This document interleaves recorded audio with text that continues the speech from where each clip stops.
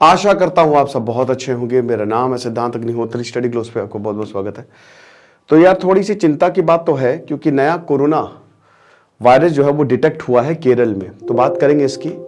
तो सबसे पहले तो ये जो JN.1 वायरस है, केरल में एक केस आया है। अब हालांकि वहां की हेल्थ मिनिस्टर कह रही है कि अभी तो हमको कोई अपटिक देखने को नहीं मिला है, बट फिर भी चिंता की बात यह है क्योंकि ये पिरोला का सब वेरिएंट है। अब पिरोला वही है जिसने काफी ज्यादा दिक्कत पैदा की थी चाइना और अमेरिका के लिए, जो अभी भी 15 से 30% जो हॉस्पिटलाइजेशंस हैं वो इसी पिरोला की वजह से। तो इसी का ही रिश्तेदार जो JN.1 है, चाइना ने भी अभी 7 इन्फेक्शन जो है JN.1 के विटनेस किए हैं और अभी ये भारत में आ गया है। तो सबसे पहली बात तो क्या हमको चिंता करनी चाहिए, चलिए देखते हैं। तो नया कोरोना वायरस का सब वेरिएंट, भैया देखो कोरोना वायरस के बहुत सारे रिश्तेदार जो हैं वो घूम रहे हैं और यहाँ पे ये जंग है ना। हमने वैक्सीन बनाई तो कोरोना वायरस बोलता है, भाई तुमने वैक्सीन बनाई, हम अपने स्पाइक प्रोटीन में चेंज कर लेंगे। तुमको क्या लगता है तुम एक वैक्सीन बना के हमको रोक लोगे? तुम हमको रोक के दिखाओ। तो ये एक जंग है, ठीक है, इधर दवाई के बीच में, मतलब हमारी इम्यूनिटी के बीच में, और एक वायरस के बीच में। तो वायरस भी अपने हिसाब से अपने आप को बदलता रहता है ताकि आपको परेशान कर सके वो, ताकि वो जिंदा रह सके, वरना उसका अस्तित्व ही खत्म हो जाएगा। तो सर्वाइवल की यहाँ पे बैटल है। तो नया कोरोना वायरस JN.1 जो है वो केरल में डिटेक्ट हुआ। अब यूनियन हेल्थ मिनिस्टर जब जैसे ही आया, भैया इनकी एकदम अफरा तफरी मच गई। 80 साल की औरत को ये हुआ। अब देखिए प्रॉब्लम क्या होती है कोरोना में ना, ये एक को हुआ तो पता नहीं कितनों को होगा। अब हो सकता है इनको बहुत टाइम से हो, खांस खूंस के इन्होंने पता नहीं कितनों को फैला दिया हो। मास्क भी, अब मास्क मैंडेट हट गया है, तो जब मास्क मैंडेट हट गया है तो क्या कर सकते हैं हम? कुछ नहीं कर सकते। तो ये फैलने का खतरा, मैं इसीलिए कहता हूं भाई मास्क पहनो, भीड़ में जाओ तो वैसे भी मास्क पहनो, पोल्यूशन इतना ज्यादा, मास्क वैसे भी पहन के रखो, ठीक है। तो JN.1 वेरिएंट ये एक डिसेंडेंट है ओमिक्रॉन, जिसने बहुत बुरी हालत की थी हमारी सेकेंड वेव में। तो ओमिक्रॉन का ये सब वेरिएंट है BA.2.86, या जिसको पिरोलाम कहते हैं। पहले इसको अमेरिका में अभी सितंबर 2023 में मैंने लेक्चर भी इस पे किया था, ये डिस्कवर किया गया था। और जो बहुत सारे हॉस्पिटलाइजेशन जो अमेरिका में आए थे वो इसी वजह से आए थे। और फिर उसके बाद चाइना ने 7 केसेस जो है वो अभी दिसंबर में इसको डिटेक्ट किए थे। अभी ये भारत में डिटेक्ट हो चुका है। तो टोटल 38 देश है जहां पे ये हमको सब वेरिएंट देखने को मिल रहा है। CDC की बात करें तो अभी टोटल 20 म्यूटेशन है स्पाइक प्रोटीन में। चलो इसका भाई स्पाइक प्रोटीन देख लेते हैं हम। अगर स्पाइक प्रोटीन की बात करें तो देखो बेटा, ये यहां पे, हाँ ये है। देखो होता क्या है ना कि ये आपका पूरा एक स्ट्रक्चर है, ये है मेम्ब्रेन है ना, और अंदर आपका RNA होता है, RNA वायरस है, ribo nucleic acid, DNA deoxyribo nucleic acid. तो बेसिकली ये इंफॉर्मेशन होती है, जेनेटिक इंफॉर्मेशन होती है ये, ठीक है। तो अब जेनेटिक इंफॉर्मेशन मतलब जैसे आप समझो कि प्रोग्रामिंग होती है एक तरीके से, ये सेल्स की प्रोग्रामिंग होती है। कैसे सेल्स की प्रोग्रामिंग होती है? ये आपको स्पाइक प्रोटीन जो है वो देखने को मिल रहा है।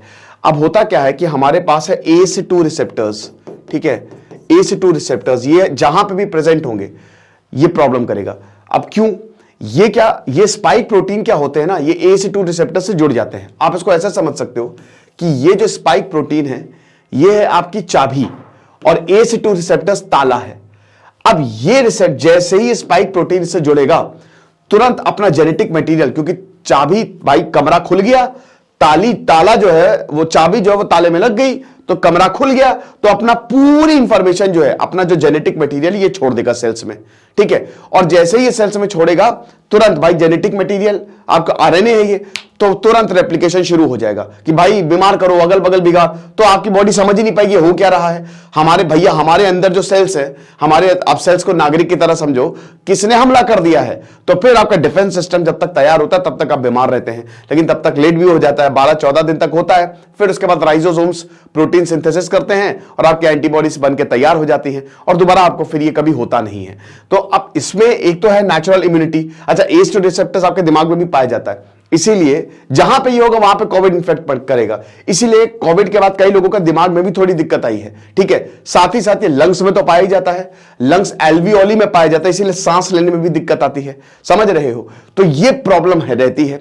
तो अब यहां पे वैक्सीन, एक तो वैक्सीन है आपकी एक्वायर्ड इम्यूनिटी जिसको कहते हैं, और नहीं तो नेचुरल इम्यूनिटी भाई हो जाए, तो वैक्सीन हमने बना ली। अब वैक्सीन बनाने का मतलब ये है कि अब ये ACE2 ये स्पाइक प्रोटीन बेकार हो गई है, ये अब आपने अपनी बॉडी को अपग्रेड कर लिया है, आपके इम्यूनिटी सिस्टम अपग्रेड हो गया है। अब पता है कि ये वायरस आने वाला है तो किस तरीके से इनको खत्म करना है, ठीक है। बेसिकली आपकी एंटीबॉडीज इन्हीं स्पाइक प्रोटीन पर हमला करती है और इनको निष्क्रिय करती है। लेकिन दिक्कत यह है कि इनको निष्क्रिय करी, अब यह भी सोच रहा है वायरस, देखिए नेचर ने क्या कमाल का सबके लिए प्रबंध करके रखा है ना। तो अब ये वायरस भी सोच रहा है कि ससुरा अब कैसे अंदर जाए यार, ये सारे रास्ते तो बंद कर दिए गए, तो कोई बात नहीं, एक स्पाइक प्रोटीन बदल लो या 2 स्पाइक प्रोटीन बदल लो या हल्का सा चेंज कर दो, है ना, कि चलो ये चाबी नहीं लग रही है अगर सीधे से चाबी नहीं लग रही है तो चाबी को हल्का सा मोड़ देते हैं, तो बदल देते हैं, है ना। तो इसीलिए ये पूरी जो है जद्दोजहद चलती है ताकि वायरस जो है वो सरवाइव करे। तो और ये लगातार करता जा रहा है। अब देखिए कई बार क्या होता है ना कि जैसे जब ये म्यूटेशंस होते हैं, तो जब ये म्यूटेशंस होते हैं तो कई बार ये खतरनाक हो जाते हैं। खतरनाक मतलब क्या है कि जैसे अभी जो हमारा डेल्टा वेरिएंट था, डेल्टा वेरिएंट बहुत खतरनाक था। सेकेंड वेव में डेल्टा वेरिएंट, ओमिक्रॉन तो अभी आया, थर्ड वेव में था, तो ओमिक्रॉन इतना डेंजरस नहीं था, ठीक है, हर किसी को ओमिक्रॉन ने पकड़ा है, पर सर्दी जुकाम होकर चला गया, पता नहीं चला कि ओमिक्रॉन आया है। तो ओमिक्रॉन से हॉस्पिटलाइजेशन नहीं बढ़े, वो माइल्ड था। लेकिन जो डेल्टा वेरिएंट था ना वो सीवियर था। तो कई बार जब म्यूटेशन होते हैं ना, वो कई बार ऐसी पोजीशंस पे हो जाते हैं कि वो आपको बहुत ज्यादा इफेक्ट करते हैं, या इस तरीके से हो जाते हैं, और कई बार थोड़े हल्के रहते हैं। तो बात ये है, तो अब ये JN.1 स्ट्रेन है, ये वही डिसेंडेंट है जैसा कि हमने बताया, और इसको पिरोला भी बोला जाता है। तो पिरोला का डिसेंडेंट, पिरोला का रिश्तेदार है। स्पाइक प्रोटीन में जो है वो हमको चेंजेस देखने को मिले हैं। तो इन्होंने बताया कि अभी तो एक सिंगल चेंज ही हमको देखने को मिला है, BA.2.86 और JN.1 में एक सिंगल ही प्रोटीन। अब प्रॉब्लम ये कि XBB ग्रुप, अभी जितने भी 99% जो सब वेरिएंट है वो इसी ग्रुप के हैं, और ये एक्सेप्शन है क्योंकि ये बहुत ही रेयर है, तो 0.1% में आता है ना। तो अब इसीलिए थोड़ी सी और चिंता है कि भाई मैक्सिमम रिसर्च तो इस पे हुई है, तो चलो जो है सो अब तो कर रही है, आपको क्या कर सकते हैं हम। तो प्रोटीन जो है वो अच्छा ठीक है, जो कि हमने बताया कि जो वैक्सीन टारगेट करती है, तो मैं आपको पूरा समझा ही चुका हूं कि आखिरकार वायरस जो है वो अटैक करते कैसे हैं। सिम्टम्स क्या, वही सिम्टम, सर्दी, बुखार, जुखार, आपकी स्मेल चली जाएगी, ये सबसे बड़ा सिम्टम होता है, आप सूंघ नहीं पाएंगे, आपका टेस्ट चला जाएगा। तो वही चीज है जो आमतौर पे आपको सर्दी जुकाम में सिम्टम्स होते हैं ना। अभी एक और आया था निमोनिया, वॉकिंग निमोनिया, उसके केसेस आए कितने लोगों को, भाई मुझे लगता है रवि सर को भी वही हुआ था, क्योंकि रवि ने मुझे फोन किया था रात के 11 बजे, सर मैं सांस नहीं ले पा रहा हूं, और बाद में मैंने बोल दिया था निमोनिया है तुमको। फिर उनको घर पर छोड़ा हम लोग ने, उनका घर जौनपुर में है, तो वहां पे गए, तब डॉक्टर ने उनको पता नहीं लगा पाया, बट मुझे 108% आई एम श्योर उनको वही था। क्योंकि क्या होता है ना कि भारत में बहुत सारे केसेस आपको देखने को मिलेंगे, बट कोई मतलब चलो हो गया गया, आया वायरस, बीमार हुए, चला गया, ये होता है। तो हो सकता है इसके भी केसेस बहुत सारे हों, बट वही है कि आया, हम बीमार हुए, चला गया। तो ये प्रॉब्लम्स जो हमको देखने को काफी ज्यादा मिलती है, ठीक है। तो एक्सपर्ट्स ने ऑब्जर्व किया कि जो ट्रांसमिसिबिलिटी है वो काफी ज्यादा है, और अगर प्रॉपर मेजर्स नहीं लेंगे तो हो सकता है, देखिए मेजर्स लेना जरूरी है।